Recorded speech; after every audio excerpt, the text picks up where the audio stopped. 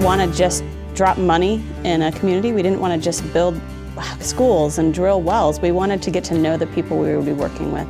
We talk a lot about knowing the poor and helping them, but we can't help them unless we know them. And 410 Bridge allowed an opportunity to know the people we were working with and allowed us to not just do something for them, but with them.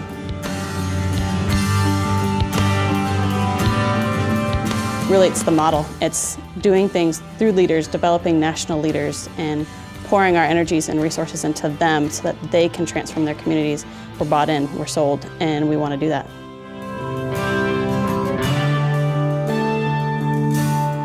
People in Matura weren't waiting for us. They were hopeful they'd have a sponsor. We hadn't even committed to being their sponsor at that point, but they were hopeful.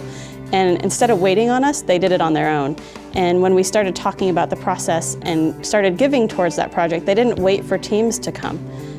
It was evident to us that 410 Bridge and their staff were pouring into the Leadership Council, and the Leadership Council was pouring into the community to the extent of having weekly work days on the project.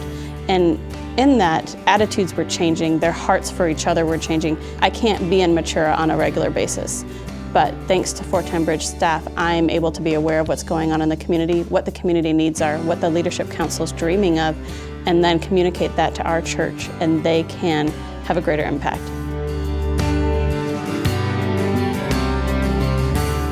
For Crosspointe, really the win is the gospel being communicated and lives being transformed globally, not just in Kenya.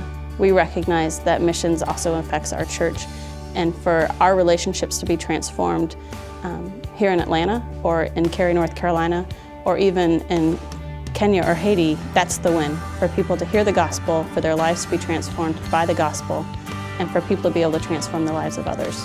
That's success.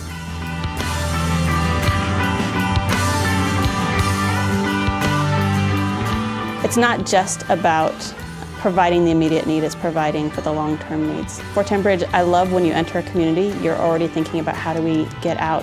Not because we want to run away, but because you want them to be able to provide for themselves, to have the pride in what they've accomplished on their own, to have the experience and the knowledge and being able to use their own gifts.